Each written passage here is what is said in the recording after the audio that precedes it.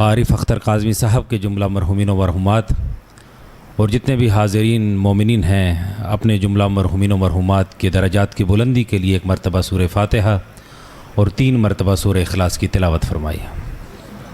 بسم اللہ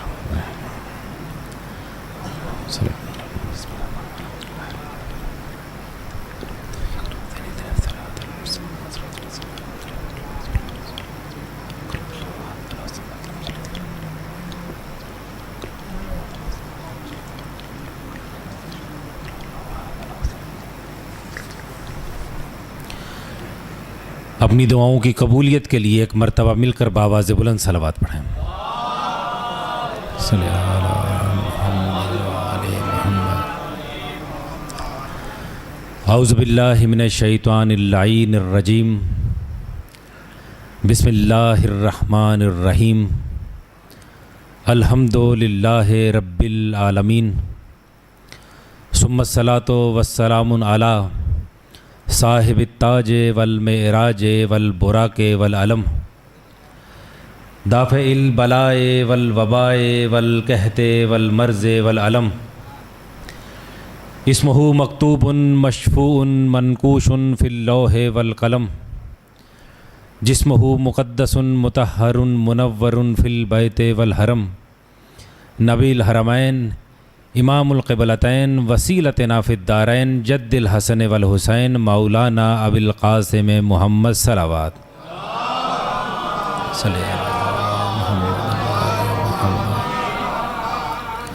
وعلی عطرتہ الطیبین الطاہرین المعصومین المظلومین الذین اذھب اللہ عنکم الرجس وطہرہم تطہیرا صلوات۔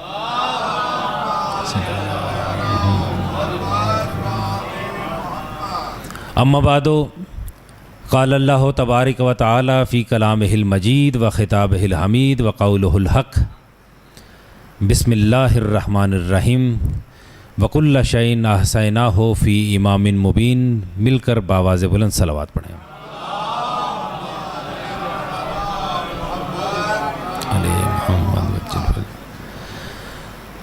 عزیزان گرامی، معصومین کا فرمان ہے کہ جو شخص محمد و اہل بیت محمد پر ایک مرتبہ درود بھیجتا ہے، اللہ رب العزت فرشتوں کی 10,000 صفوں کے اندر اس درود بھیجنے والے پر درود بھیجتا ہے۔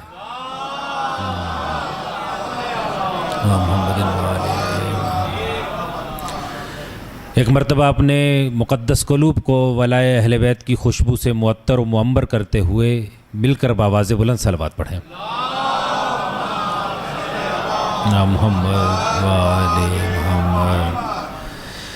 میری دعا ہے کہ خداوند عالم آپ حضرات کا یہاں پر تشریف لانا اپنی بارگاہ میں عبادت میں شمار فرمائے، بانیان مجلس کی اس سعی کو اپنی بارگاہ میں خداوند عالم مقبول فرمائے۔ جتنی بھی حاجات آپ لیے بیٹھے ہیں ان مجالس اعضاء کے صدقے میں خداوند عالم آپ سب کی حاجات کو قبول و منظور فرمائے۔ اپنی دعاؤں کی قبولیت کے لیے ایک مرتبہ بآواز بلند صلوات پڑھیں۔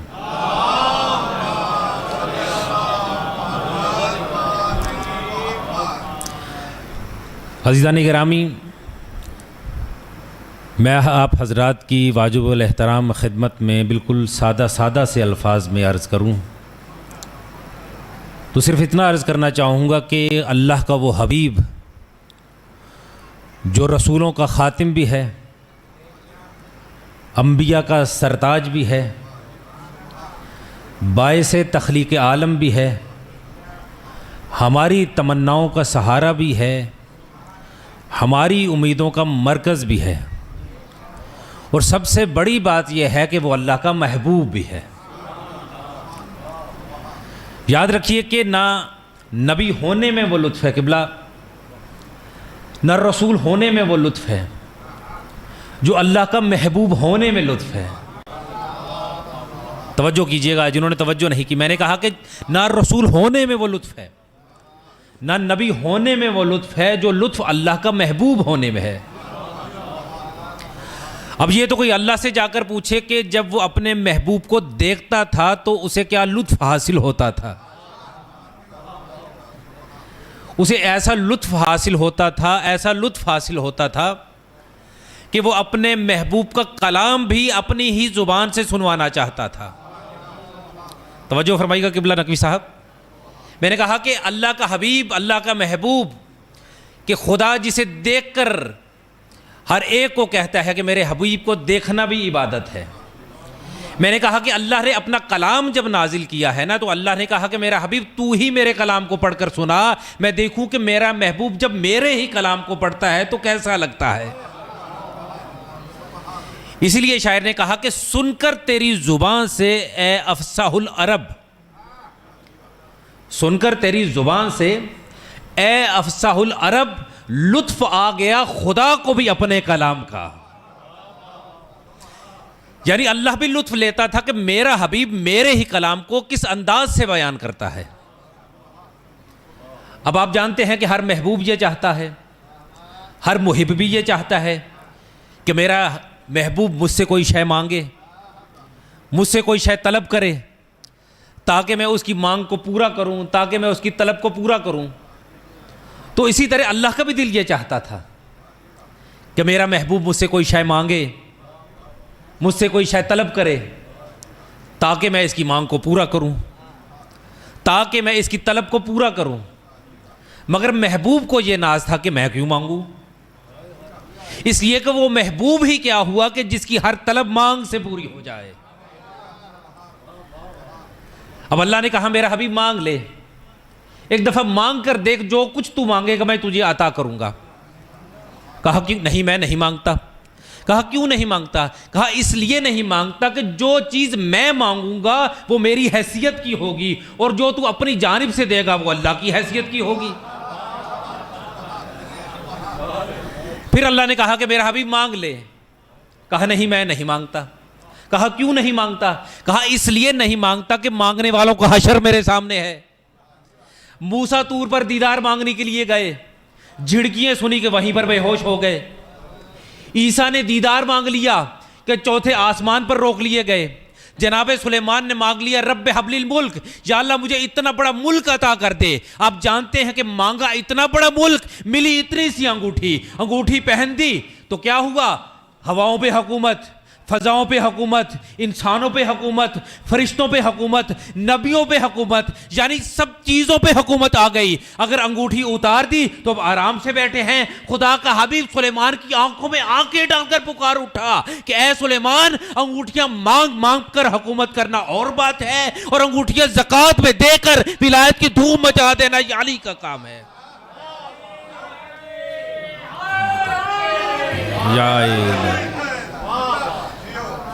انگوٹھیاں زکوٰۃ میں دے دے کر ولایت کی دھوم مچا دینا یہ صرف علی ابن ابی طالب کا کام ہے۔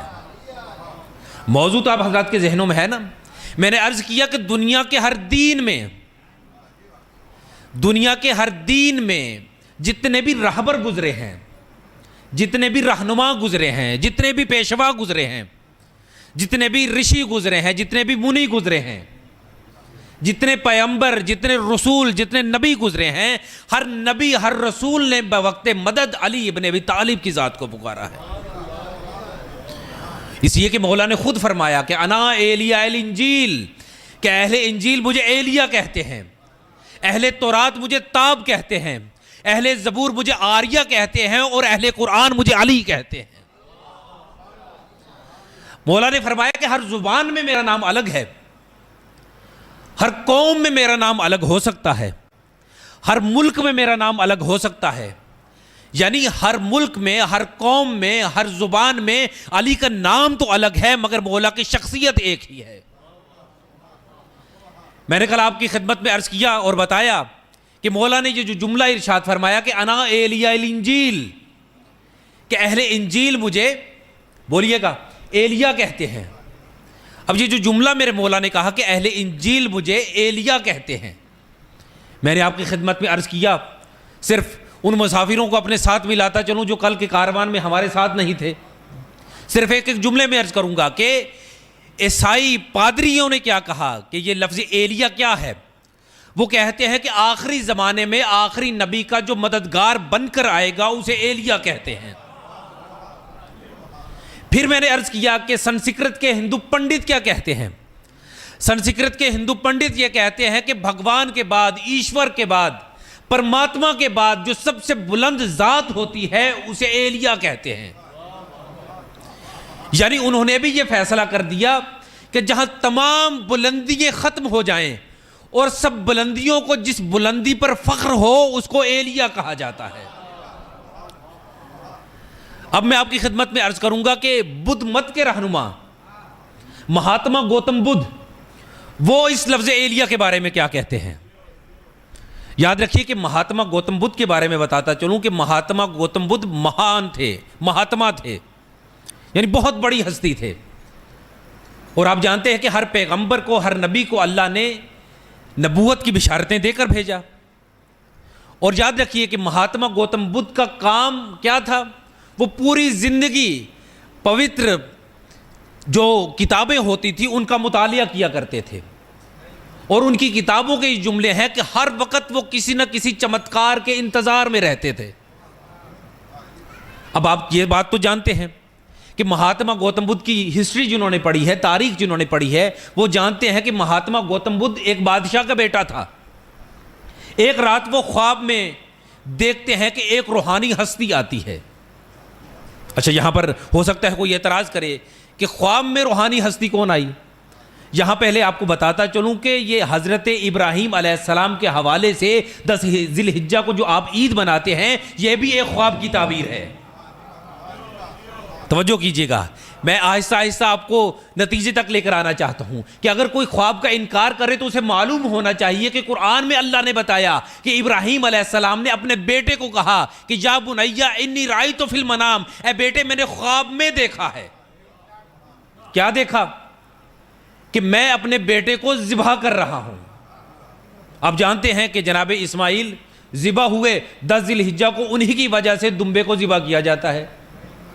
अब जानते हैं कि हज़रत इब्राहीम को इस कुर्बानी की वजह से क्या कहा जाता है, इब्राहीम खलीलुल्लाह। उनके बेटे हैं हज़रत इस्माइल, इनको क्या कहते हैं, ज़बीहुल्लाह।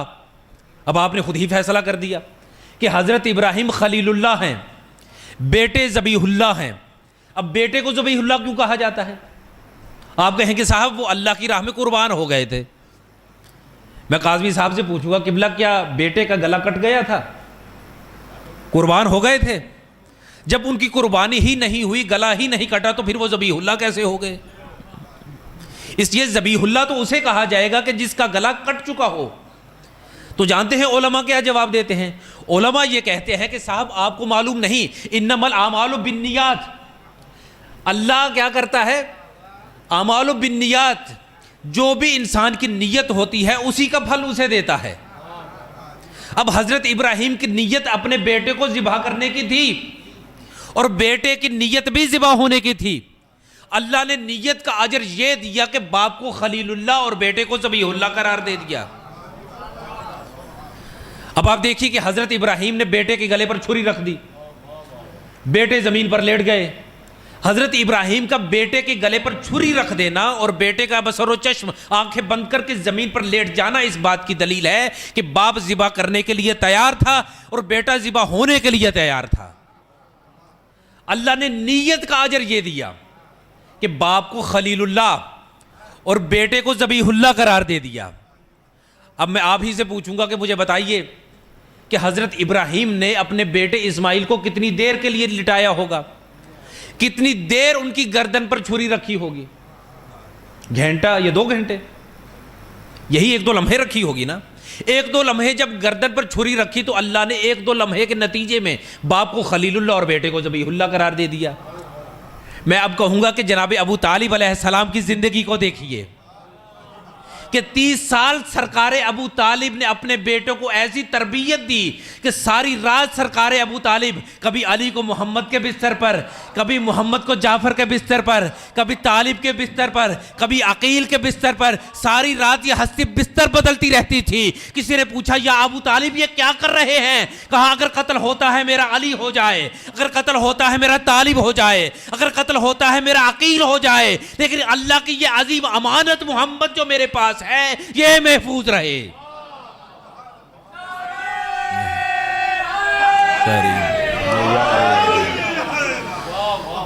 یہ اللہ کی عظیم امانت جو میرے پاس ہے یہ محفوظ رہے۔ تو میں نے کہا کہ مہاتما گوتم بدھ نے خواب دیکھا کہ ایک روحانی ہستی ان کے خواب میں آ گئی ہیں۔ میں نے کہا کہ اس خواب کی تعبیر حضرت ابراہیم اور اسماعیل کی ہے کہ جن کی یاد میں 10 ذی الحجہ کو دمبا ذبح کیا جاتا ہے۔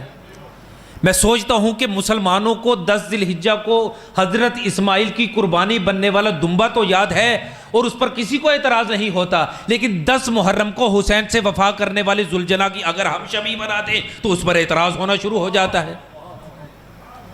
حالانکہ قبلہ کاظمی صاحب وہ دمبا کہاں سے آیا کہاں گیا کسی کو معلوم نہیں، لیکن وہ حسین کا ذوالجناح کہاں سے چلا اور اس وقت کہاں پر ہے یہ سب کو معلوم ہے۔ تاریخ یہ بتاتی ہے کہ یہ حضرت اسماعیل کے زمانے سے ذوالجناح کی نسل چلی اور آج امام زمانہ کے پاس وہ ذوالجناح موجود ہے۔ اگر کوئی کہے کہ صاحب یہ عقل میں نہیں آتی، یہ بات سمجھ میں نہیں آتی کہ 1400 سال گزر گئے یہ کیسے زندہ ہے، میں کہوں گا کہ اگر قرآن کہہ دے کہ اصحاب کہف کا کتا زندہ ہے تو سب کی سمجھ میں آتا ہے، اگر قرآن کہہ دے کہ عیسیٰ کا گدھا زندہ ہے تو سب کی سمجھ میں آتا ہے، اگر ہم کہتے کہ رسول کی سواری زندہ ہے تو کسی کی سمجھ میں کیوں نہیں آتا؟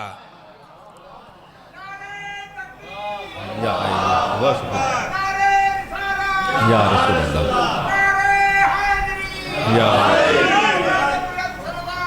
اللہ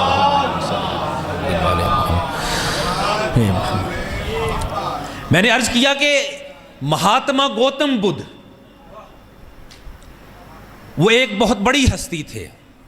اب وہ کیا کہتے ہیں کہ ایک دن میں سویا ہوا تھا، خواب میں نے دیکھا کہ ایک روحانی ہستی میرے پاس آئی ہے۔ اب اس روحانی ہستی نے پاس آ کر کیا کہا کہ اے مہاتما گوتم بدھ، میں تمہیں آشیرواد دیتا ہوں، میں تمہیں مبارکباد دیتا ہوں۔ اور پھر اس روحانی ہستی نے کیا کہا کہ میں نے تمہاری تمام پرارتھنا کو، تمہاری تمام تپسیا کو قبول کیا، اور تو کیا کام کیا کر، میرے نام کی مالا جپی کر، یعنی میرے نام کی تسبیح کیا کر۔ اب مہاتما گوتم بدھ نے خواب میں ان سے پوچھا کہ آپ کا نام کیا ہے کہ میں آپ کے نام کی تسبیح کیا کروں، آپ کے نام کی مالا جپی کروں۔ اب اس روحانی ہستی نے مہاتما گوتم بدھ سے خواب میں کہا کہ میں نے یہ جو جملہ تجھ سے کہا ہے کہ میرے نام کی مالا جپی کر، میرے نام کی تسبیح کیا کر، اور جان لے میرا نام ایلیا ہے۔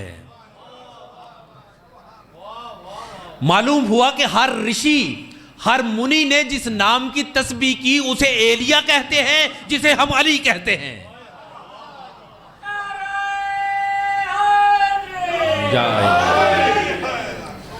میں نے عرض کیا کہ مہاتما گوتم بدھ نے کیا کہا، میرے نام کی تسبیح کیا کر۔ اس روحانی ہستی نے کہا میرے نام کی مالا جپی کر، اور میرا نام ایلیا ہے۔ اب مہاتما گوتم بدھ نے خواب میں ان سے کہا کیا میں آپ سے مل سکتا ہوں؟ اب اس روحانی ہستی نے، اس ایلیا نے مہاتما گوتم بدھ سے جانتے ہیں کیا کہا کہ تو ابھی مجھ سے نہیں مل سکتا، میرے آنے کا سمے ابھی بہت دور ہے، میرے آنے کا وقت بہت دور ہے۔ کہا کہ پھر میں کیسے آپ سے مل سکتا ہوں؟ کہا کہ ہاں، اگر تم مجھ سے ملنا چاہے تو میں تجھے اپنی نشانی بتائے دیتا ہوں کہ سنسار کی سب سے بڑی پنرستان، کائنات کی سب سے بڑی عبادت گاہ کی پھٹی ہوئی دیوار سے میں ایک بالغ کے روپ میں آؤں گا۔ اللہ اکبر۔ کائنات کی سب سے بڑی عبادت گاہ کہ پھٹی ہوئی دیوار سے ایک بالغ کے روپ میں آؤں گا۔ اب مجھے سوچ کر بتائیے کہ وہ بالغ کون تھا جو کائنات کی سب سے بڑی عبادت گاہ کی پھٹی ہوئی دیوار سے ظاہر ہوا تھا؟ آپ جانتے ہیں کہ تاریخ یہ بتاتی ہے کہ جب امیر المومنین کے دنیا میں آنے کا وقت تھا تو جناب فاطمہ بنت اسد کعبے کی جانب تشریف لے گئیں، اور وہ وقت کیسا وقت تھا؟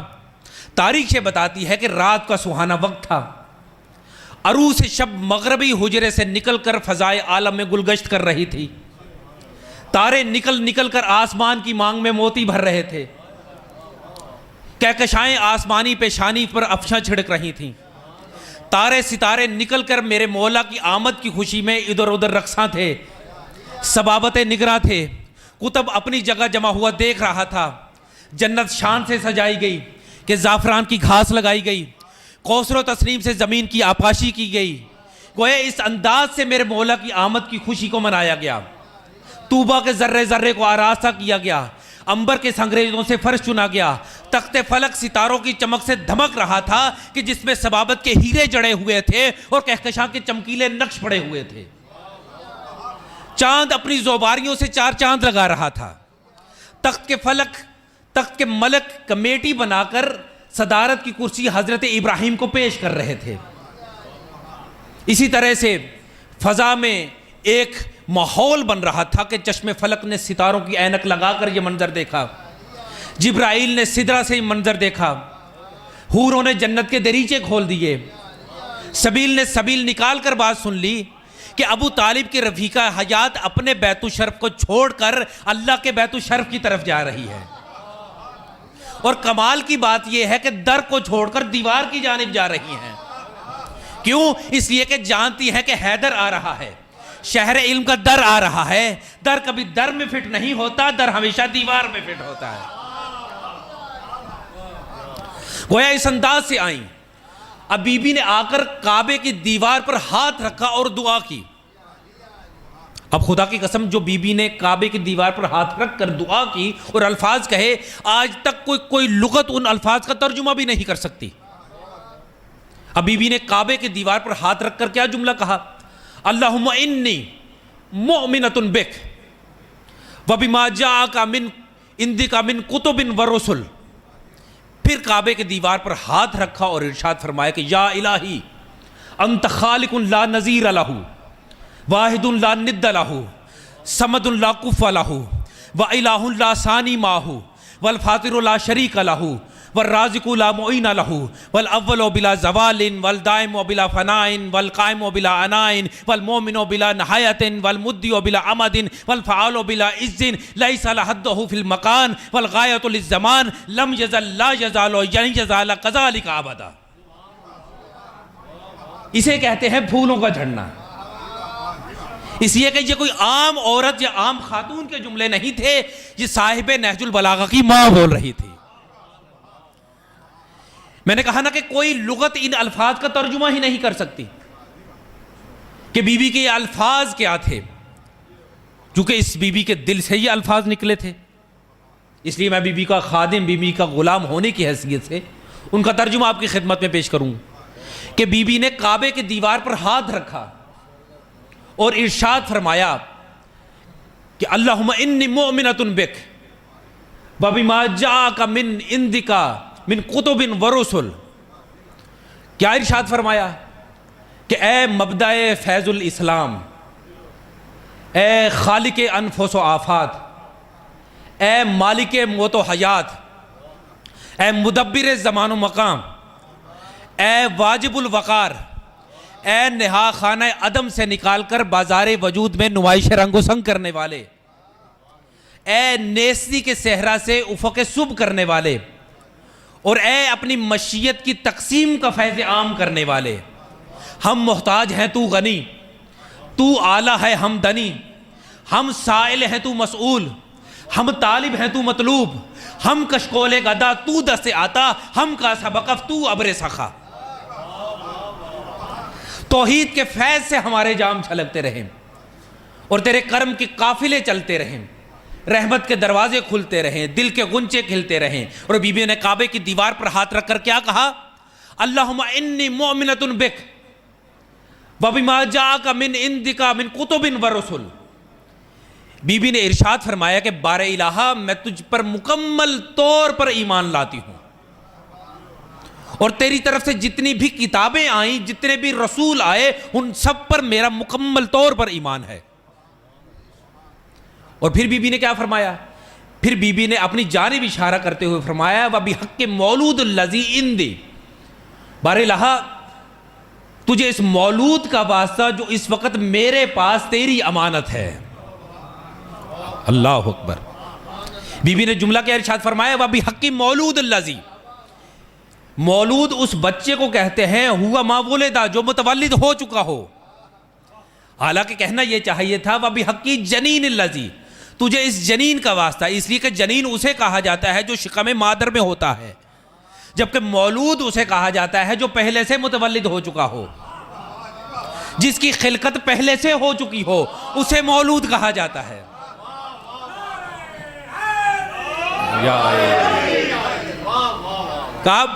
کیا فرمایا؟ وَبِحَقِّ مولود الذی عندی، تجھے اس مولود کا واسطہ جو اس وقت میرے پاس تیری امانت ہے.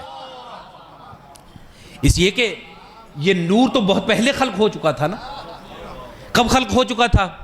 کہ جب عدم کی ظلمت فضائے مکان کو گھیرے ہوئے تھی، جب سمت اپنی وجوہ کے لیے مشرق و مغرب جنوب و شمال کے محتاج تھے، پہاڑوں کی بلندی فوقیت کے جویاں تھی اور کارے دریا پستی کے متلاشی تھے، زمین بچھنے کے لیے پانی کی روانی تلاش کر رہی تھی اور آسمان بلند ہونے کے لیے سورہ دخان کی تلاوت کر رہا تھا.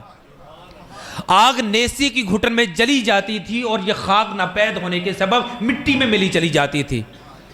نہ گل تھا نہ بوٹا تھا، سارا جہاں سونا تھا، نہ سورج تھا نہ چمک تھی، نہ خار تھا نہ کھٹک تھی. ماں سے ولت سناٹا چھایا ہوا تھا اور محفل وحدت میں صرف ایک شمع وحدت جل رہی تھی اور اس کے لیے قربان ہونے کے لیے کوئی پروانہ موجود نہیں تھا. چنانچہ عدم کی ظلمت کو چاک کر کے گلزار جہاں کو سجانے کے لیے اللہ نے اول مخلوق محمد کو خلق فرمایا. اب ایک تھا بنانے والا، دوسرا تھا نور محمدی بننے والا. ایک لامقام بنا رہا تھا، ایک لامقام بن رہا تھا، ایک بے مثال بنا رہا تھا، ایک بے مثال بن رہا تھا، ایک لازمہ بنا رہا تھا، ایک لازمہ بن رہا تھا، اور اس نے ایسا بے مثال بنایا کہ اس کا سایہ بھی ختم کر دیا، دنیا کو بتلانے کے لیے کہ جس محمد کا سایہ اس جیسا نہیں، اس کا ہمسایہ اس جیسا کیسے ہو سکتا ہے. یا الہی، جس محمد کا سایہ اس جیسا نہیں، اس کا ہمسایہ اس جیسا کیسے ہو سکتا ہے. اب اللہ نے جب اس محمد کو خلق فرما دیا نا عزیزان گرامی، تو اللہ نے فرمایا کہ میرا حبیب میں لا شریک ہوں، میں نے تجھے لا شریک بنا دیا. تیرا سایہ نہیں تھا، میں نے مکمل طور پر تیری آل میں بھی سائے کو ختم کر دیا. لیکن میرا حبیب یاد رکھ، اگر تو بھی لا شریک رہا، میں بھی لا شریک رہا، تو پھر پہچانے کا کون کہ خدا کون ہے، تو ہے یا میں ہوں. اس لیے کہ مجھے تو کائنات دیکھے گی نہیں، تجھے ہر کوئی دیکھے گا، پھر کیسے معلوم ہوگا کہ خالق کون ہے. لہٰذا یہ سوچ کر اللہ نے نور محمدی کو دو ٹکڑوں میں تقسیم کر دیا، آدھے کو محمد بنا دیا، آدھے کو علی بنا دیا. اسی لیے پیغمبر فرماتے ہیں انا و علی من نور واحد، کہ میں اور علی ایک ہی نور سے ہیں.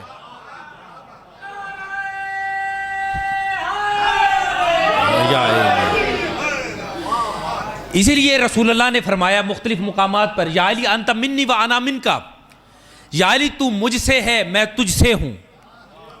اور یہ کب سے ایک ہے؟ میں نے عرض کیا یہ تب سے ایک ہیں جب لفظ کب پیدا ہی نہیں ہوا تھا. میں نے عرض کیا کہ جب کوئی محب اپنے محبوب کو دیکھتا ہے تو اس کی کوشش ہوتی ہے کہ وہ جو کچھ اس کے پاس ہے وہ اس پر قربان کر دے.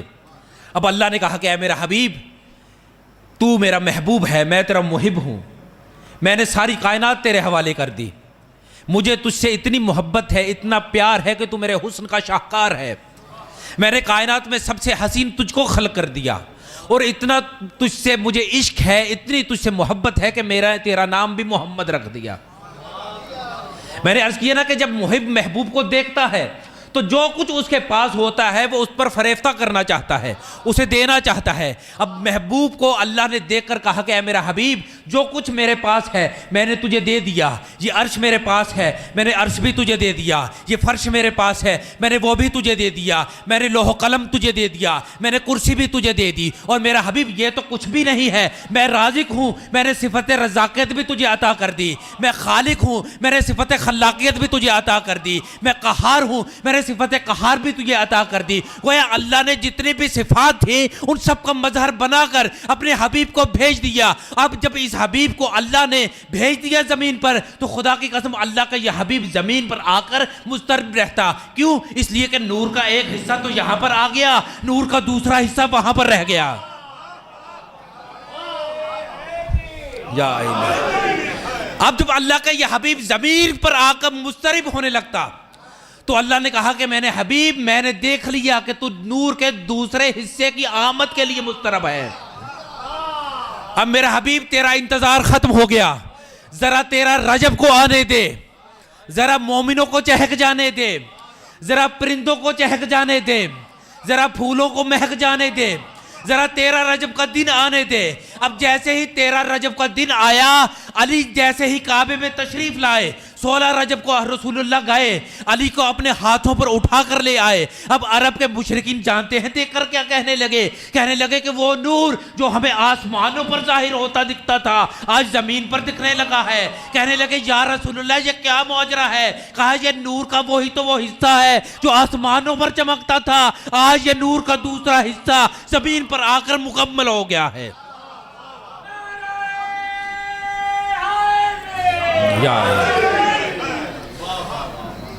میں نے عرض کیا کہ یہ نور محمدی ہے کہ جسے اللہ نے مکمل کر کے زمین پر بھیج دیا۔ یہ تفسیر ہے انا و علی من نور واحد، کہ میں اور علی ایک ہی نور سے ہیں۔ اب میں نے عرض کیا کہ بی بی نے کعبے کی دیوار پر ہاتھ رکھا اور کہا کہ وَبِ حق مولود الذی عندی، میرے پاس جو مولود بہرحال تیری امانت ہے۔ پھر اس کے بعد کیا عرض کیا؟ اس کے بعد جب بی بی نے یہ جملہ عرض کیا تو تاریخ یہ بتاتی ہے کہ ایک مرتبہ کعبے کی دیوار پھٹی۔ مہاتما گوتم بدھ کا جملہ یاد ہے نا آپ کو؟ کہا کہ میں ایک زمانے میں سنسار کی سب سے بڑی عبادت گاہ کی پھٹی ہوئی دیوار سے ایک بالغ کے روپ میں آؤں گا۔ کہا کہ ایک مرتبہ جب بی بی نے ہاتھ رکھا تو کعبے کی دیوار ایک مرتبہ پھٹی اور بی بی اس کعبے میں داخل ہو گئی، اور پھر کعبے کی دیوار اس طرح سے آپس میں مل گئے کہ کوئی بھی نشان باقی نہ رہا۔ اور یاد رکھیے کہ یہ جو کعبے کی دیوار جو میں نے عرض کیا کہ مہاتما گوتم بدھ نے بھی کہا کہ اس روحانی ہستی نے کہا کہ پھٹی ہوئی دیوار سے ایک بالغ کے روپ میں آؤں گا، خدا کی قسم آج بھی اس پر اربوں ڈالرز خرچ کر دیے گئے۔ آج بھی جب غلاف کعبہ کو غسل کعبہ کے لیے اٹھایا جاتا ہے نا تو آج بھی آپ کو وہ کعبے کی دیوار میں لکیر نظر آئے گی۔ یہ لکیر کیا ہے؟ یہ یاد رکھیے کہ یہ لکیر جو آپ کو کعبے کی دیوار میں نظر آتی ہے، یہ لکیر جناب فاطمہ بنت اسد کا کائنات کو تحفہ ہے۔ آج تک قبلہ کاظمی صاحب آپ نے محاورہ سنا ہے، قبلہ نقوی صاحب آج تک آپ نے محاورہ سنا ہے کہ دیواروں کے کان ہوتے ہیں، لیکن خدا کی قسم اس بی بی نے ثابت کر کے بتایا کہ واقعاً دیواروں کے بھی کان ہوتے ہیں۔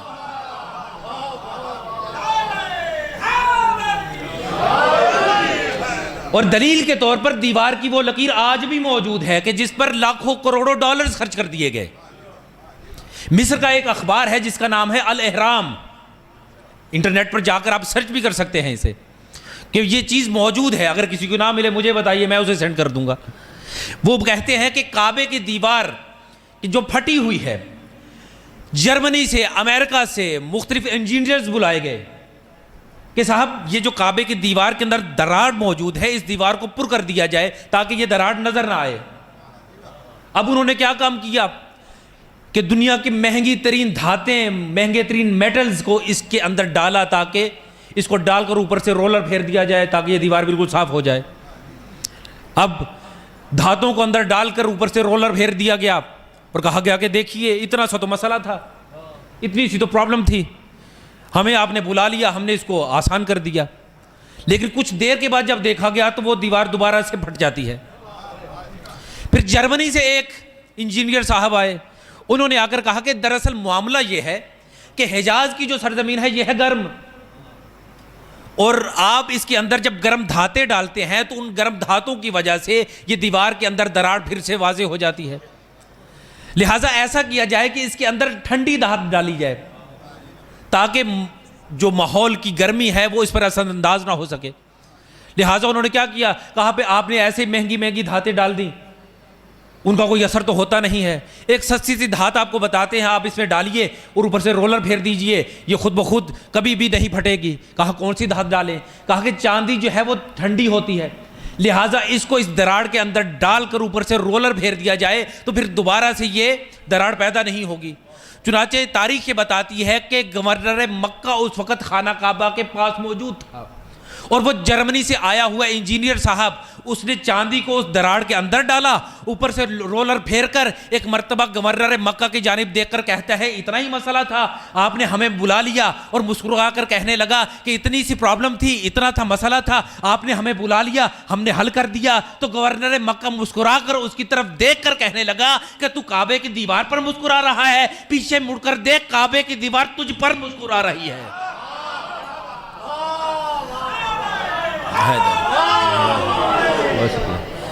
کہ تو کعبے کی دیوار پر مسکرا رہا ہے جبکہ کعبے کی دیوار تجھ پر مسکرا رہی ہے. تو میں نے کہا نا کہ یہ جو کعبے کی دیوار میں دراڑ ہے, یہ لکیر ہے, یہ جناب فاطمہ بنت اسد کا کائنات کو تحفہ ہے. اسی لیے میں کہا کرتا ہوں کہ کوئی بھی حاجی حج کے لیے جاتا ہے, چاہے وہ شیعہ ہے, چاہے وہ سنی ہے, چاہے وہ بریلوی ہے, چاہے وہ دیوبندی ہے, چاہے وہ چکڑالوی ہے, کوئی بھی کسی بھی مسلک سے اپنے آپ کو ظاہر کرتا ہے کہ وہ اس مسلک سے تعلق رکھتا ہے, میں کہوں گا نہیں, کسی کا بھی کسی بھی مسلک سے کوئی تعلق نہیں ہے. اس لیے کہ ہر کوئی کعبے میں جاتا ہے, جو بھی کعبے پہ جاتا ہے اور جا کر طواف خانہ کعبہ کرتا ہے, وہ نہ شیعہ ہے, نہ سنی ہے, نہ وہابی ہے, نہ دیوبندی ہے, نہ بریلوی ہے. آپ کہیں گے پھر کون ہے؟ میں کہوں گا کہ وہ کعبے کی دیوار میں جو لکیر ہے نا, ہر مومن, ہر مسلمان اس لکیر کا فقیر ہے. اور صاحب لکیر جناب امیر ہیں, امیر المومنین علی ابن ابی طالب ہے.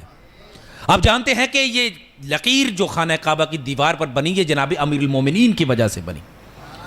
آپ جانتے ہیں کہ پوری کائنات کا مرکز اگر کوئی سرزمین ہے تو اسے سرزمین حجاز کہتے ہیں, اور سرزمین حجاز کا اگر کوئی مرکز ہے تو اسے مکہ کہا جاتا ہے, اور مکہ کا اگر کوئی مرکز ہے تو اسے خانہ کعبہ کہا جاتا ہے. یاد رکھیے کہ خانہ کعبہ کا اگر کوئی مرکز ہے تو وہ گھرانہ ہے جو کلید بردار خانہ کعبہ سرکار ابو طالب علیہ السلام کا گھرانہ ہے. یاد رکھیے کہ جب جناب فاطمہ بنت اسد خانہ کعبہ کے اندر تشریف لے گئی ہیں نا, آپ جانتے ہیں کہ 13 رجب کو تشریف لے گئی ہیں, 16 رجب کو رسول اللہ اپنے اس وصی کو اپنے ساتھ لے کر خانہ کعبہ سے باہر آئے ہیں, 3 دن تک خانہ کعبہ میں رہیں. اب تاریخ یہ بتاتی ہے کہ رئیس مکہ جناب ابو طالب علیہ السلام تھے.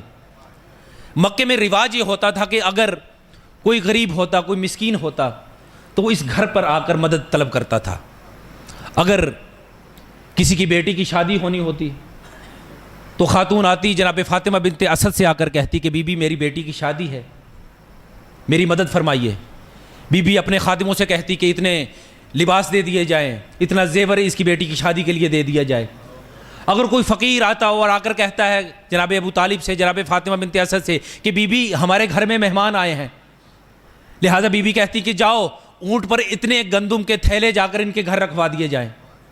اب جب لوگوں نے دیکھا نا کہ 3 دن ہو چکے ہیں جناب فاطمہ بنت اسد نظر نہیں آ رہی, تو سب اکٹھے ہو کر جناب فاطمہ بنت اسد کے گھر کی جانب گئے اور جا کر کہنے لگے کہ سرکار ابو طالب, بات یہ ہے کہ 3 دن ہو چکے ہیں جناب فاطمہ بنت اسد ہمیں نظر نہیں آ رہی, ہمیں مدد کی ضرورت ہے. ہماری مدد کرنے کے لیے جناب فاطمہ بنت اسد ہمیشہ موجود رہتی تھی, مگر 2-3 دن سے ہمیں نظر نہیں آ رہی. تو تاریخ یہ بتاتی ہے کہ ولی اللہ جناب سرکار ابو طالب نے کوئی کلمہ نہیں کہا.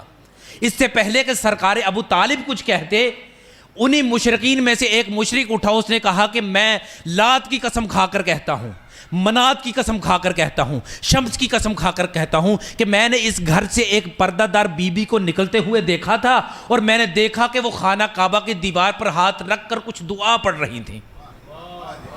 اب ایک مرتبہ سارے کے سارے وہ لوگ دوڑے اور خانہ کعبہ کی اس دیوار کے پاس جا کر کھڑے ہو گئے. اب دوسرے شخص نے کہا کہ میں منات کی قسم کھاتا ہوں، میں نے ایک بی بی کو برقعے میں پوشیدہ ہوتے ہوئے دیکھا کہ وہ حجر اسود پر ہاتھ رکھتے ہوئے دعا کر رہی تھی۔ تیسرے نے کہا کہ میں نے اس دیوار پر حجر یمانی کے پاس دیکھا تھا کہ ایک بی بی کھڑی تھی اور خانہ کعبہ کی دیوار پر ہاتھ رکھ کر دعا کر رہی تھی، اور اندر خانہ کعبہ کے بیٹھی تھی جناب فاطمہ بنت اسد۔ ممکن ہے خدا نے جناب فاطمہ بنت اسد سے کہا ہو کہ اے علی کی ماں، آپ مسکراتے رہیے، انہیں دیکھتے رہیے، یہ آپ کی تلاش کے اندر یہ عرب کے مشرکین یہ جو چکر لگا رہے ہیں نا، میں نے ان چکروں کو اگر طواف میں تبدیل نہ کر دیا تو میرا نام اللہ نہیں ہے۔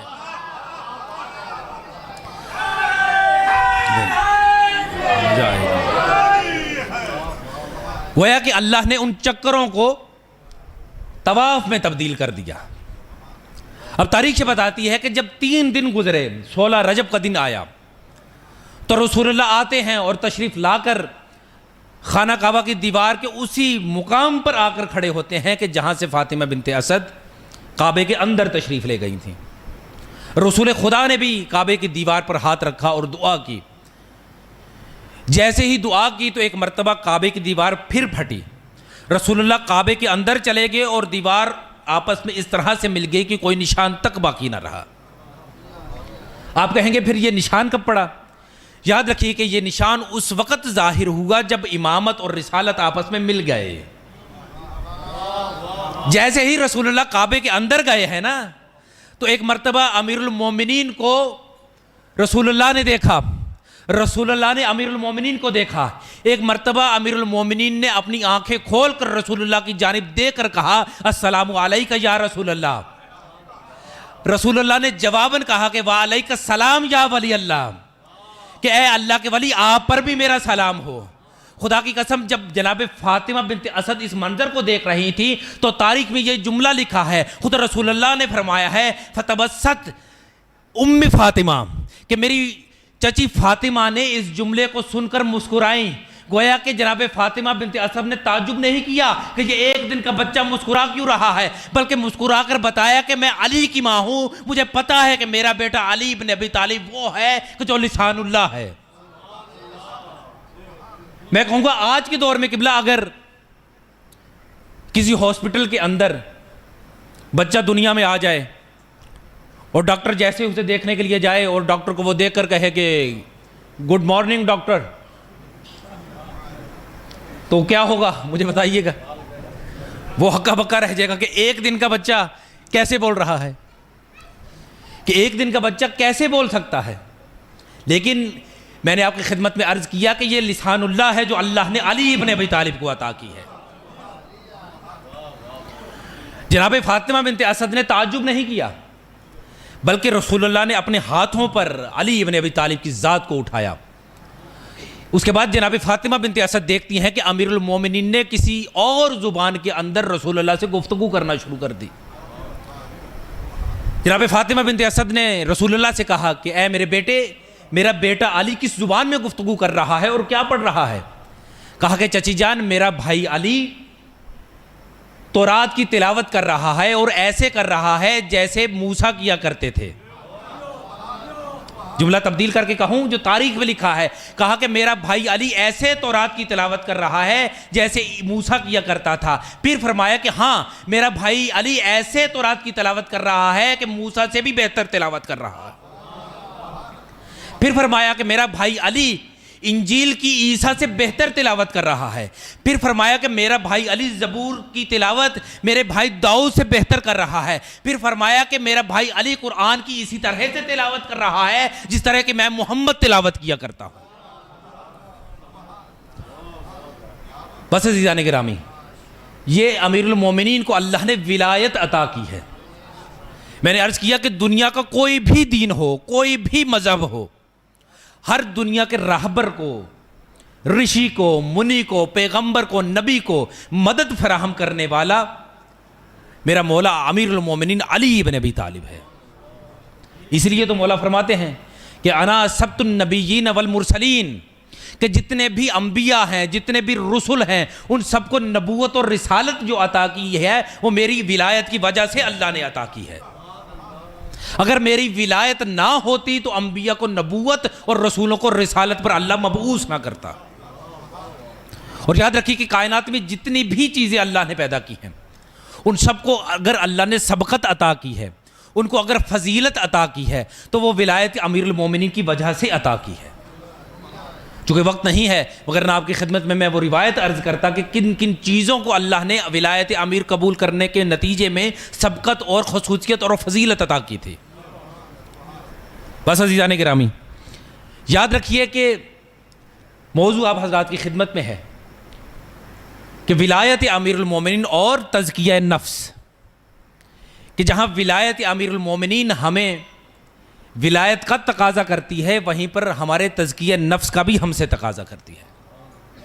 ایک بات آپ کی خدمت میں عرض کروں، جو بھی مومن یہاں پر تشریف لائیں کبھی کسی کو مت یہ کہیے کہ فلاں مومن اتنا گنہگار ہے یا وہ فلاں گناہ کرتا ہے۔ یاد رکھیے جو بھی در اہل بیت سے منسلک ہو جاتا ہے کسی بھی وقت اس کے اصلاح کی امید ہے، اس لیے کہ اہل بیت خود ارشاد فرماتے ہیں وَلِكُلِّ شَيْءٍ اساس وَاساس الاسلام حُبُّنَا اہل بیت۔ ہر شے کی اساس ہوتی ہے، ہر شے کی کوئی نہ کوئی بنیاد ہوتی ہے، اور اسلام کی اساس اہل بیت کی محبت اور اہل بیت کی مودت ہے۔ میں نے کہا نا کہ انسان جتنا بھی گنہگار کیوں نہ ہو، جب تک اس کے اندر ولایت اہل بیت ہے، محبت اہل بیت ہے، اساس اہل بیت، محبت اہل بیت اس کے اندر موجود ہے، اس کی اصلاح کی امید ہے۔ بس اہل بیت نے ہم سے یہ تقاضا کیا ہے کہ ایکم مصاحبۃ الاشرار، کہ اشرار کی صحبت سے بچو، ہماری ولایت کا انکار کرنے والوں کی صحبت سے بچو۔ فَإِنَّهُ كَالنَّارِ، اس لیے کہ وہ آگ کی مانند ہوتے ہیں۔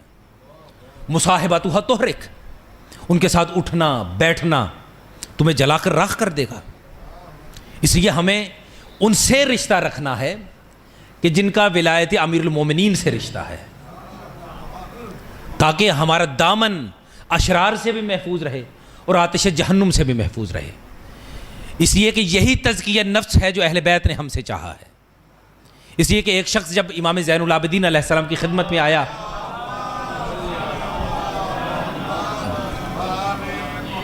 اس نے آ کر کہا کہ مولا میں اپنا تزکیہ نفس چاہتا ہوں۔ اس نے کہا مولا میں بڑا گنہگار ہوں، گناہ میری زندگی میں اس قدر رچ بس گیا ہے کہ اب میں گناہ نہیں چھوڑ سکتا، لیکن جب آخرت کے بارے میں سوچتا ہوں تو میرے پیروں تلے سے زمین نکل جاتی ہے کہ آخرت میں میرا انجام کیا ہوگا۔ مولا مجھے کوئی ایسا طریقہ بتائیے کہ میں گناہ بھی کرتا رہوں اور آخرت بھی میرے ہاتھ سے نہ جانے پائے۔ امام نے ارشاد فرمایا کہ تو مشکل کشا کی بارگاہ میں آیا ہے، حل میں تجھے بتائے دیتا ہوں، تو اس پر عمل کر، کوئی بھی گناہ کرتا رہ، قیامت کے دن اللہ تیرا مواخذہ نہیں کرے گا۔ وہ مسکرانے لگا، کہنے لگا مولا جلدی بتائیے۔ امام نے فرمایا کہ پھر سن، اگر تو چاہتا ہے کہ تو جو مرضی گناہ کرتا رہے اور قیامت کے دن اللہ تیرا مواخذہ بھی نہ کرے تو ایک کام کر کے اللہ کا رزق کھانا چھوڑ دے۔ کہنے لگا کہ مولا اگر اللہ کا رزق نہیں کھاؤں گا تو پھر کس کا رزق کھاؤں گا؟ اس لیے کہ کائنات کو رزق پہنچانے والی ذات تو اللہ کی ذات ہے۔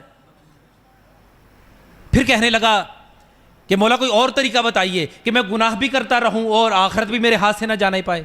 امام نے فرمایا کہ پھر ایسا کام کر کہ اللہ کی کائنات سے باہر نکل جا، پھر جتنے مرضی چاہے گناہ کر، اللہ تیرا مواخذہ نہیں کرے گا۔ کہنے لگا کہ مولا یہ کیسے ہو سکتا ہے؟ مولا نے کہا کیوں؟ کہا اس لیے کہ آپ کے جد علی ابن ابی طالب خود ارشاد فرماتے ہیں کہ لا یمکن الفرار من حکومتک، کہ اللہ کی حکومت کے دائرے سے باہر نہیں نکلا جا سکتا۔ کہا مولا پھر ایسا کام کر کہ تو کوئی ایسی جگہ تلاش کر لے کہ جہاں تجھے کوئی دیکھ نہ رہا ہو۔ کہا مولا یہ بھی ناممکن ہے۔ کہا کیوں؟ کہا اس لیے کہ اللہ تعالیٰ کا احاطہ ہر شے پر ہے، میں اس سے چھپ کر کیسے گناہ کر سکتا ہوں؟ کہا کہ پھر ایسا کام کر کہ جب ملک الموت تیری روح قبض کرنے کے لیے آئے نا تو اس کے سامنے اکڑ کر کھڑے ہو جانا، کہنا کہ میں روح قبض نہیں کرنے دوں گا۔ تو کہا مولا یہ کیسے ہو سکتا ہے؟ یہ بھی ناممکن ہے۔ مولا نے فرمایا پھر یہ کام کر کہ جب قیامت کے دن فرشتے تجھے جہنم میں دھکیل کر لے کر جا رہے ہوں تو وہاں پر جہنم میں جانے سے انکار کر دینا۔ کہنے لگا مولا میں یہ بھی نہیں کر سکتا۔ خدا کی قسم جیسے ہی امام نے یہ جملہ سنا تو ایک مرتبہ امام زین العابدین کو جلال آ گیا۔ امام نے ارشاد فرمایا کہ او گناہگار مومن، یاد رکھ جب تو اللہ کا رزق کھائے بغیر رہ بھی نہیں سکتا، جب تو اس کی کائنات سے باہر نکل بھی نہیں سکتا، جب تو اسے چھپ کر گناہ بھی نہیں کر سکتا، جب تو ملک الموت کے سامنے کھڑا بھی نہیں ہو سکتا، جب تو جہنم میں جانے سے انکار بھی نہیں کر سکتا، تو پھر جنت کے شوق میں تجھے گناہ کرتے ہوئے شرم نہیں آتی؟ پھر تجھے گناہ کرتے ہوئے شرم کیوں نہیں آتی؟ امام کے ایک جملے نے اس کا تزکیہ نفس کر کے رکھ دیا۔ امام نے ارشاد فرمایا کہ جب تو اللہ کے ان سب نعمتوں سے مستفید بھی ہونا چاہتا ہے اور گناہ بھی کرنا چاہتا ہے تو یہ دونوں چیزیں متضاد ہیں، کیسے ممکن ہو سکتی ہیں؟ تجھے شرم آنی چاہیے۔ ایک مرتبہ اس نے اپنا سر جھکا لیا اور اس کی آنکھوں سے آنسو بہنے لگے، کہنے لگا مولا مجھے معاف کر دیجئے، آج کے بعد میں کوئی گناہ سرزد نہیں کروں گا۔ تو ہمیں بھی اپنا تزکیہ نفس اسی انداز سے کرنا ہے کہ اہل بیت کا ایک فرمان اگر ہم پڑھیں تو ایک فرمان پڑھ کر ہمیں اس پر عمل کرنے کی کوشش کرنی ہے۔ اس لیے کہ جب ایک شخص امام صادق علیہ السلام کے پاس آیا،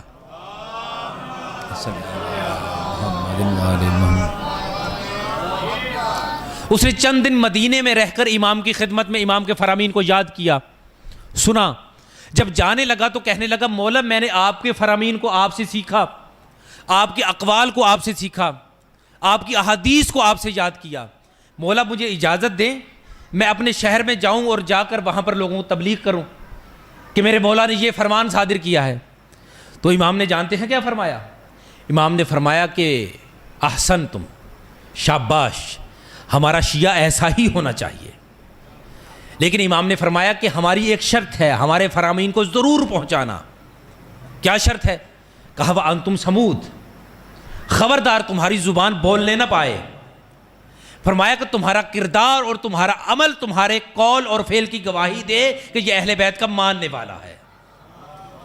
یعنی جو بھی دیکھے وہ یہ کہنے پر مجبور ہو جائے کہ یہ امام صادق کا ماننے والا ہے، جس کا ماننے والا ایسا ہے اس کا امام کیسا ہوگا۔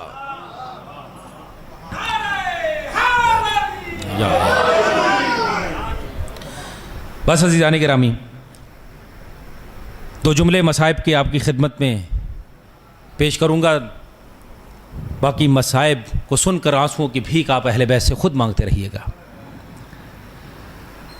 یاد رکھیے کہ ایک واقعہ چھوٹا سا آپ کی خدمت میں عرض کروں گا کہ متوکل عباسی، یاد رکھیے کہ متوکل کے زمانے میں امام حسین علیہ السلام کی زیارت پر پابندی تھی۔ کوئی شخص بھی اگر امام حسین علیہ السلام کی زیارت پہ جانا چاہتا تو اس کو منع کر دیا جاتا، اس کے سامنے مشکلات رکھ دی جاتی ہیں کہ یہ امام حسین کی زیارت پر نہیں جا سکتا، حتیٰ کہ یہ متوکل وہ ملعون ہے کہ جس نے نہر کا رخ امام حسین کی قبر کی جانب کروا دیا۔ مگر تاریخ یہ بتاتی ہے کہ جیسے ہی نہر کا پانی امام حسین کی قبر کے پاس آتا تو امام کی قبر کا طواف کرنے لگتا۔ تو میں نے عرض کیا کہ متوکل کے دور میں امام حسین کی زیارت پر پابندی تھی، کوئی بھی چہلم امام حسین پر نہیں جا سکتا تھا۔ تاریخ یہ بتاتی ہے کہ ایک بوڑھی عورت تھی جو بیوہ تھی، اس کا ایک جوان بیٹا تھا۔ یہ ماں بیٹا مزدوری کیا کرتے تھے، بوڑھی ماں بیوہ ماں لوگوں کے گھروں میں جاتی، جا کر مزدوری کیا کرتی، اس کا جوان بیٹا مزدوری کیا کرتا، اور جب 1 سال کے بعد چہلم کا دن آنے لگتا نا تو امام حسین کی زیارت کے لیے دونوں ماں بیٹا کربلا کی جانب گامزن ہو جاتے۔ متوکل کو جا کر کسی نے خبر دی کہ ایک ماں بیٹا ایسے بھی ہیں جو پابندی کے باوجود، سختی کے باوجود، پابندی کے ساتھ چہلم امام حسین کے لیے ہر سال کربلا جاتے ہیں اور چہلم کے بعد واپس آ جاتے ہیں۔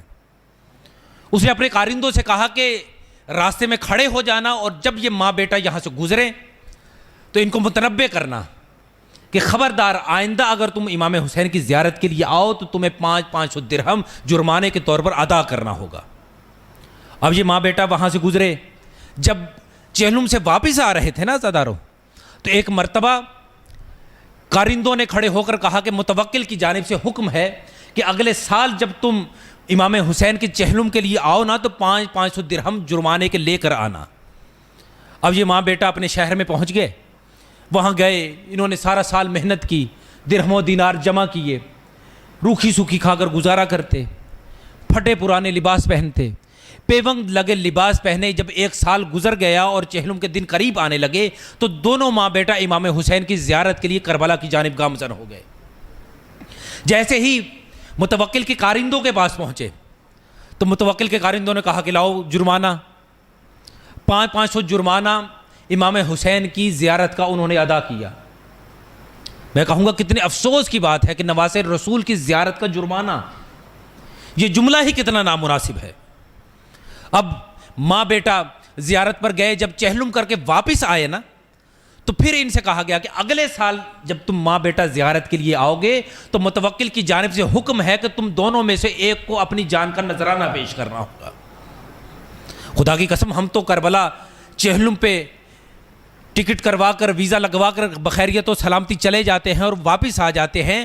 وہ مومنین جو ولایت اہل بیت رکھتے تھے انہوں نے کس مشکلات سے امام حسین کی زیارت کی، سنیے۔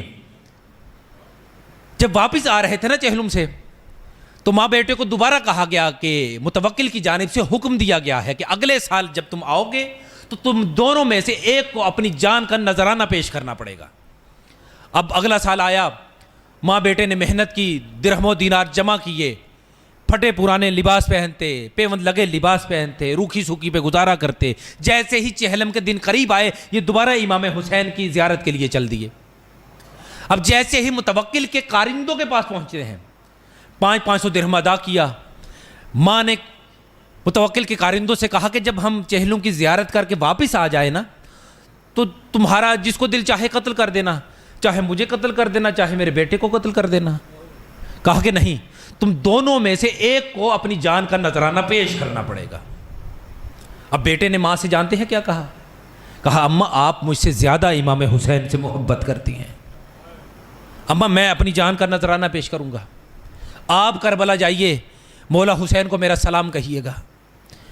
لیکن ماں نے، میں کہوں گا کہ سلام ہے ماؤں کی مامتا کو، وہ میرے بھائی کے جن کی مائیں زندہ ہیں اپنی ماؤں کے پیروں کو ضرور دبایا کریں، اس لیے کہ ماں کے پیروں تلے جنت ہے۔ ایک واحد خدا کی ذات ہے کہ جس کی عبادت کی جائے یا نہ کی جائے وہ رزق دیتا ہے، دوسری ماں ہے کہ جس کی اطاعت کی جائے یا نہ کی جائے وہ پھر بھی دعا دیتی ہے۔ اب متوکل کے کارندوں نے کہا کہ تم دونوں میں سے کسی ایک کو اپنی جان کا نذرانہ دینا پڑے گا۔ کہا کہ اچھا۔ اب ماں نے کہا کہ بیٹا ٹھیک ہے، تو اگر اپنی جان کی قربانی دینا چاہتا ہے تو قربانی دے دے۔ اب ماں کے سامنے بیٹے کا گلا کاٹ کر اسے ذبح کر کے زمین پر پھینک دیا گیا۔ اب ماں جب جانا چاہتی تھی نا تو ان ظالموں نے ظلم کی اور انتہا کر دی۔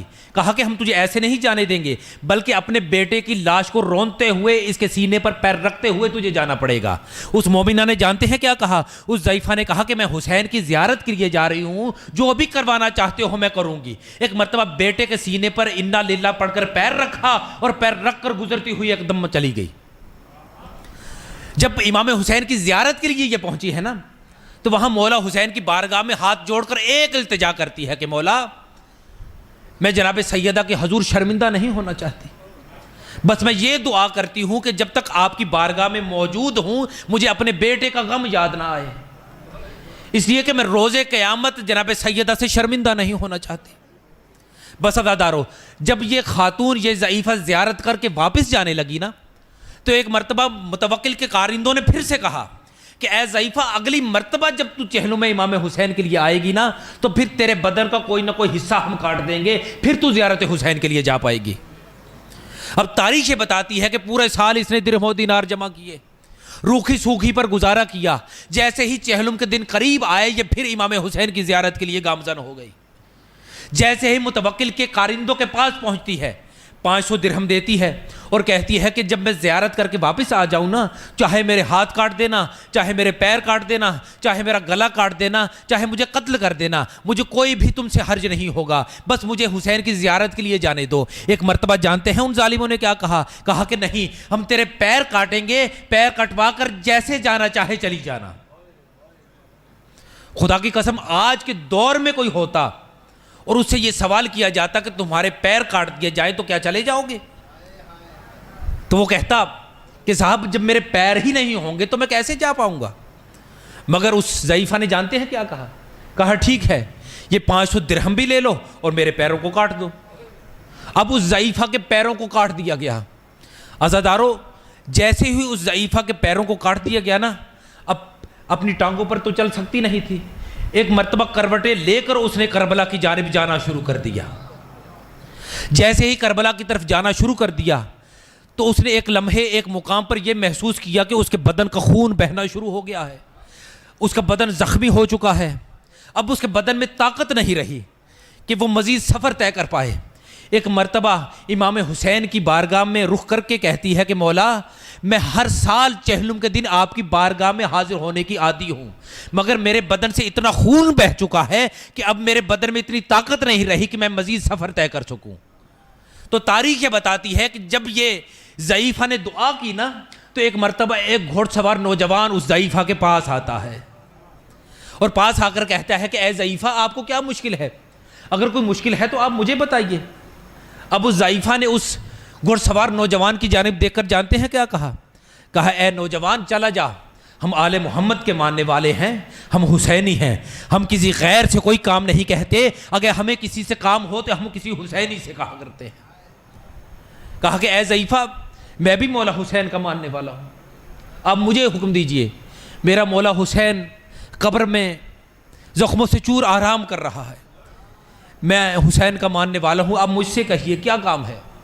کہا کہ ہر سال میں حسین کی زیارت کے لیے آتی تھی اور وقت پر پہنچ کر چہلم پر حسین کی زیارت کیا کرتی تھی، مگر اب میرے پیر کٹ چکے ہیں، میرے بدن میں اتنی طاقت نہیں رہی کہ میں حسین کی زیارت کے لیے جا سکوں۔ ایک مرتبہ اس گھوڑ سوار نوجوان نے جانتے ہیں کیا کام کیا؟ سر سے لے کر پاؤں تک اس ضعیفہ کو دیکھا اور پھر زمین کی جانب دیکھ کر زمین کو خطاب کرتے ہوئے کچھ پڑھا۔ جیسے ہی کچھ پڑھا تو اس ضعیفہ نے کیا منظر دیکھا کہ ایک لمحے پہلے وہ کربلا سے سینکڑوں میل کے فاصلے پر تھی، لیکن جیسے ہی اس نوجوان نے زمین کو حکم دیا تو چند لمحے کے بعد وہ قبر امام حسین کے قریب پہنچ گئی۔ اجرکم علی اللہ۔ جیسے ہی وہ قبر امام حسین کے قریب پہنچی تو قبر امام حسین کے قریب پہنچ کر ایک مرتبہ اس گھوڑ نوجوان کی طرف دیکھتی ہے کہ جو گھوڑے پر سوار تھا، ایک مرتبہ ہاتھ جوڑ کر اس سے کہتی ہے کہ اے نوجوان میں تو اس سے التجا کرتی ہوں کہ ذرا گھوڑے سے اتر کر میرے پاس آ کر بیٹھ جا۔ ایک مرتبہ وہ نوجوان گھوڑے سے اترا اور تشہد کی حالت میں اس ضعیفہ کے پاس آ کر بیٹھ گیا۔ اب اس ضعیفہ نے اس نوجوان سے جانتے ہیں کیا کہا؟ کہا کہ اے نوجوان تو میرے بیٹے کی طرح سن و سال رکھتا ہے، میرا بیٹا زندہ تھا کہ جسے قتل کر دیا گیا۔ اب اس گھوڑ سوار نوجوان نے جانتے ہیں کیا کہا؟ کہ اے ضعیفہ میں جانتا ہوں کہ تیرے بیٹے کو آل محمد کی محبت میں قتل کر دیا گیا تھا۔ کہا اچھا میری ایک خواہش ہے، میں بعد میں امام حسین کی قبر کی زیارت کروں گی، لیکن تو میرا محسن ہے، میں تیرے احسان کا بدلہ چکانا چاہتی ہوں، میرا دل چاہتا ہے کہ میں تیرے ہاتھوں کو چوموں۔ اجرکم علی اللہ، اللہ آپ کی ہائے کو قبول کرے۔ کہا کہ میں چاہتی ہوں کہ تمہارے ہاتھوں کا بوسہ لوں۔ جیسے ہی اس نوجوان کو اس بڑھیا نے کہا نا کہ میں تیرے ہاتھوں کا بوسہ لینا چاہتی ہوں، کہا کہ بی بی کوئی اور خواہش کا اظہار کر دے، میں تیری اس خواہش کو پورا نہیں کر سکتا۔ اس ضعیفہ نے کہا کہ نوجوان میں جانتی ہوں کہ تو کسی نجیب خاندان سے تعلق رکھتا ہے، تیرا باپ کوئی بڑے خاندان کا ہوگا، تیری ماں کسی بڑے خاندان کی ہوگی، تو بہت بڑے خاندان کا تعلق رکھنے والا ہوگا، میں جانتی ہوں کہ تو مجھے نامحرم سمجھتا ہے، لیکن اے میرے نوجوان بیٹے میں تجھے اپنے بیٹے کی طرح سمجھتی ہوں، تو اپنے ہاتھوں کو میری طرف بڑھا، میں تیرے ہاتھوں کا بوسہ دینا چاہتی ہوں۔ کہا کہ اے ضعیفہ کسی اور بات کی خواہش کر دے، میں تیری خواہش کو پورا کر دوں گا۔ کہا کہ تو مجھے اپنے ہاتھوں کو کیوں ظاہر نہیں کرتا، تو اپنے ہاتھوں کو کیوں نہیں دکھاتا؟ ایک مرتبہ اس نوجوان کے کاندھوں پر سے آبا نیچے اتری اور اس نے دیکھا کہ اس نوجوان کے بازو نہیں ہے۔ کہا کہ اے نوجوان بتا تو ہے کون؟ کہا کہ میں ہی وہی عباس ہوں کہ جس کے کربلا کے میدان میں حسین کی مدد کرتے ہوئے بازو قلم ہو گئے تھے۔ اجرکم علی اللہ۔ بس عزادارو میں مصائب کے سارے جملے چھوڑ دیے، میں اتنا عرض کروں گا کہ جب کربلا کا یہ قافلہ کوفہ و شام سے گزرتا ہوا مدینے کی جانب پہنچا نا عزادارو، اور مدینے کے موڑ پر جا کر ایک مرتبہ بشیر نے صدا دی کہ کربلا کا لٹا ہوا قافلہ آ پہنچا ہے، تو عزادارو ایک مرتبہ بشیر یہ بات کہتا ہے کہ مجھے یہ منظر نہیں بھولتا کہ ایک بچی اپنے گھر کے دروازے سے نکلی اور اپنے دامن میں الجھ کر زمین پر گر گئی۔ پھر کہتا ہے اس کے بعد میں نے ایک اور ضعیفہ کو دیکھا کہ جس کے سفید بال تھے، وہ بھی دوڑتی ہوئی آئی اور زمین پر گر گئی۔ اب وہ بچی اور وہ بوڑھی عورت ایک مرتبہ بشیر کے پاس آتی ہیں اور آ کر کہتی ہیں بشیر کون کربلا میں مارا گیا؟ یہ تو جملہ کیا کہہ رہا ہے کہ قتل الحسین بے کربلا، کہ حسین کربلا کے میدان میں مارے گئے۔ کہا کہ حسین کربلا کے میدان بے بغور و کفن مارے گئے۔ کہا اچھا کوئی کربلا کے میدان سے واپس بھی آیا ہے؟ کہا کہ ہاں واپس آیا ہے۔ کہا کہ کہاں ہیں؟ کہا کہ کربلا سے جو واپس آئے ہیں وہ مدینے کے باہر خیمے لگا کر سیاہ خیموں میں بیٹھے ہیں۔ اب بشیر کہتا ہے کہ میں آگے کی جانب چلا، وہ بچی اور وہ بڑھیا پیچھے کی جانب چلی۔ سیاہ خیموں کے پاس جا کر میں نے اشارہ کرتے ہوئے کہا کہ بی بی وہ سیاہ خیمے جو آپ کو نظر آ رہے ہیں اس کے اندر سیدانیاں بیٹھی ہیں، آپ چلے جائیے۔ ایک مرتبہ بشیر یہ کہتا ہے کہ وہ بوڑھی عورت کے جس کے سفید بال تھے، ایک مرتبہ وہ تیزی سے اس سیاہ خیمے کی جانب گئیں اور انہوں نے دیکھا کہ ایک سفید بالوں والا بوڑھا اس خیمے کے دروازے پر بیٹھا ہے۔ بی بی نے حکم دیتے ہوئے کہا کہ اے بوڑھے اٹھ، میں خیمے کے اندر جانا چاہتی ہوں۔ ایک مرتبہ تاریخ یہ بتاتی ہے کہ اس بوڑھے نے اپنی کمر پر ہاتھ رکھا اور اٹھنا چاہا مگر اسے اٹھا نہیں گیا۔ عزادارو جب اس بوڑھے نے اٹھنا چاہا اور اسے اٹھا نہیں نہ گیا، اب اس سفید بالوں والی بوڑھی بی بی نے جانتے ہیں کیا کہا؟ کہا کہ اے سفید بالوں والے بوڑھے تو جانتا نہیں میں کون ہوں؟ میں علی کی بیوہ ام البنین ہوں، میں تجھ سے التجا کر رہی ہوں، میں تجھے حکم دے رہی ہوں کہ اٹھ جا، میں خیمے کے اندر جانا چاہتی ہوں۔ بس عزادارو ایک مرتبہ اس نے اٹھنا چاہا مگر اسے اٹھا نہیں گیا۔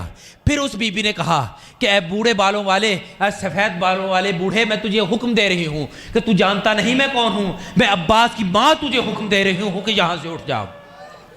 تاریخ یہ بتاتی ہے کہ جیسے ہی سرکار عباس کا نام آنا تھا کہ ایک مرتبہ اس نے کمر پر ہاتھ رکھا اور اٹھ کر کھڑا ہو گیا، اور جیسے ہی اٹھ کر کھڑا ہوا تو اٹھ کر کہنے لگا السلام علیکہ یا جدہ، اے میری دادی ام البنین آپ پر میرا سلام ہے۔ خدا کی قسم جیسے ہی جناب ام البنین نے اس سلام کو سنا نا تو ایک مرتبہ کہنے لگی کہ اے سفید بالوں والے بوڑھے تو کون ہے جو مجھے دادی کہہ رہا ہے؟ کہا کہ دادی آپ نے مجھے پہچانا نہیں، میں ہوں آپ کا بیٹا زین العابدین، میں ہوں آپ کا بیٹا سید الساجدین۔ ایک مرتبہ بی بی نے جیسے ہی زین العابدین کو دیکھا تو روتی ہوئی آنکھوں سے کہا کہ بیٹا زین العابدین 22 سال کی عمر میں تیرے بال بھی سفید ہو گئے۔ اجرکم علی اللہ، اللہ آپ کی آوازوں پر رحمت نازل کرے، جتنی بھی حاجات لیے بیٹھے ہیں اللہ آپ کی حاجات کو قبول کرے۔ عزادارو ایک مرتبہ جیسے ہی اس بی بی نے کہا نا کہ بیٹا زین العابدین 22 سال کی عمر میں تیرے بال بھی سفید ہو گئے، اب ایک مرتبہ زین العابدین کی طرف رخ کر کے کہتی ہیں کہ بیٹا زین العابدین میرا حسین کہاں پر ہے؟ بی بی نے سوال کیا ہے کہ میرا بیٹا حسین کہاں پر ہے، لیکن سرکار زین العابدین نے جانتے ہیں کیا جواب دیا؟ امام زین العابدین جواب دیتے ہیں کہ اماں بات یہ ہے کہ آپ کے بیٹے عباس نے کربلا کے میدان میں کمال کر دیا۔ اللہ اکبر، کہا کہ آپ کے بیٹے عباس نے کربلا کے میدان میں کمال کر دیا۔ کہا کہ میں تجھ سے عباس کے بارے میں نہیں پوچھ رہی بلکہ مجھے یہ بتا کہ میرا بیٹا حسین کہاں پر ہے۔ کہا کہ اماں آپ کے بیٹے عباس نے کربلا کے میدان میں حد کر دی۔ کہا کہ کیسے حد کر دی؟ کہا کہ آپ کا بیٹا عباس کربلا کے میدان میں بھی موجود تھا، حسین بھی موجود تھے۔ کہا کہ آپ کے بیٹے نے کربلا کے میدان میں حد کر دی۔ کہا کہ کیسے حد کر دی؟ کہا کہ کربلا کے میدان میں آپ کا عباس بھی موجود تھا، حسین بھی موجود تھے، اور حد یہ تھی کہ کربلا کے میدان میں عباس بھی شہید ہو گئے، حسین بھی شہید ہو گئے۔ اب عزادارو تاریخ یہ بتاتی ہے کہ ایک مرتبہ بی بی زینب سلام اللہ علیہا دوڑتی ہوئی آتی ہیں اور آ کر اپنی اس اماں کے پیروں پر ہاتھ رکھتے ہوئے کہتی ہیں کہ اماں میرے بھیا عباس کو کچھ نہ کہے، اس لیے کہ میرے بھیا عباس نے کربلا کے میدان میں انتہا کر دی تھی۔ کہا کیسے انتہا کر دی؟ کہا کہ عباس کربلا کے میدان میں شہید ہو گئے اور حسین ابھی زندہ تھے۔ عزادارو کربلا کے میدان کی جیسے ہی یہ بات سنی بی بی ام البنین نے ایک مرتبہ نجف کی جانب رخ کر کے کہا کہ مولا امیر المومنین آپ تو یہ کہا کرتے تھے کہ میرا بیٹا عباس بڑا شجاع ہے، کہ میں کیا سن رہی ہوں کہ کربلا کے میدان میں جب حسین سوار ہو رہے تھے تو زینب سوار کروا رہی تھی اور حسین سوار ہو رہے تھے۔ اجرکم اللہ۔ بس عزادارو ایک مرتبہ بی بی زینب کی جانب رخ کر کے بی بی ام البنین سوال کرتی ہیں، بس مذاہب میں نے ختم کر دیا. آخری جملہ پڑھ رہا ہوں. ایک مرتبہ بی بی زینب کی جانب رخ کر کے آنکھوں پر سے آنسو صاف کرتے ہوئے کہتی ہیں کہ میرے عباس سے حسین کیا راضی تھے؟ کہا کہ ہاں اماں، آپ کے بیٹے سے میرا حسین بڑا راضی تھا.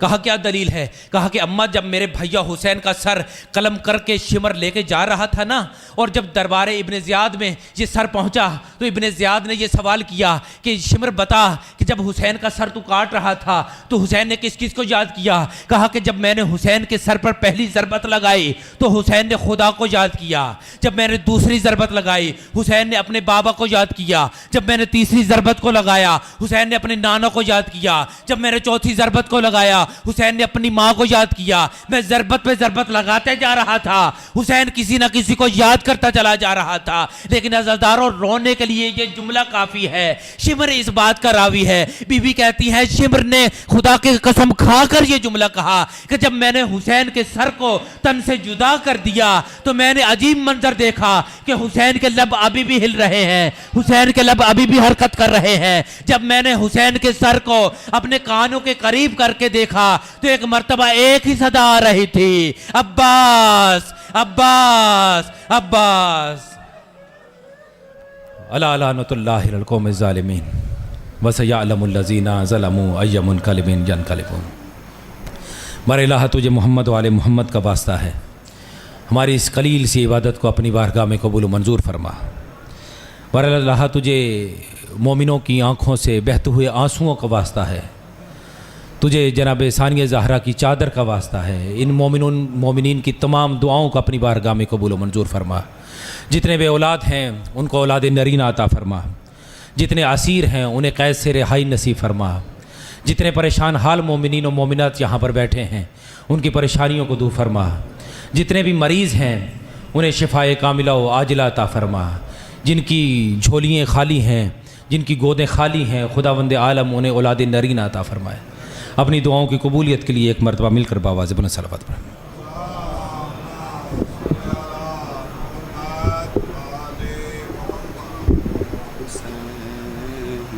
حسین یا حسین یا حسین یا حسین.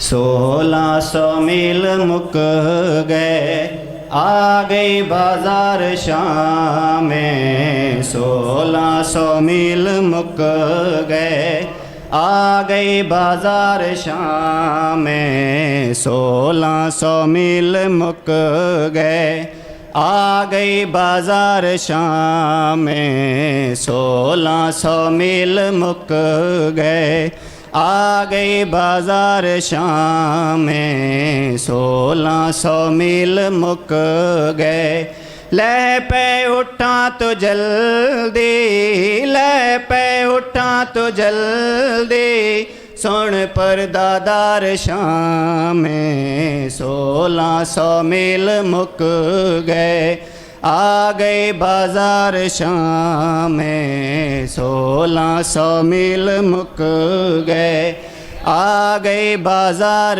شام میں. 1600 میل مک گئے سج گئے بازار سارے، آ لوگ گئے ہزاراں. سج گئے بازار سارے، آ لوگ گئے ہزاراں. زینب دکھی تکر دی، زینب دکھی تکر دی، رہی انتظار شام میں. 1600 میل مک گئے آ گئے بازار شام میں. 1600 میل مک گئے آ گئی بازار شام میں.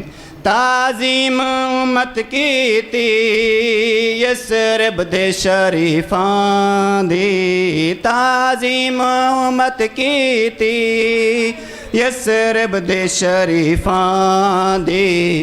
پھل وس پے سراں تے، پھل وس پے سراں تے، کیتا او پیار شام میں. 1600 میل مک گئے آ گئے بازار شام میں 1600 میل مک گئے آ گئے بازار شام میں سجاد کو روایا بازاراں تے درباراں سجاد کو روایا بازاراں تے درباراں بیمار تا کردا بیمار تا کردا بار بار شام میں 1600 میل مک گئے آ گئی بازار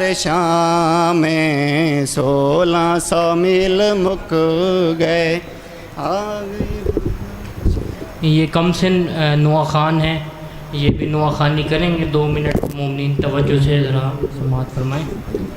آجا وے لال اصغر آجا وے لال اصغر آجا وے لال اصغر آجا وے لال اصغر آجا وے لال اصغر آجا وے لال اصغر آجا وے لال اصغر آجا وے لال اصغر جھولا تیرا جھولاواں کیوں رس گیا ہے ماتوں آجا میں واری جاواں آجا وے لال اصغر آجا وے لال اصغر جھولا تیرا جھولاواں کیوں رس گیا ہے ماتوں آجا میں واری جاواں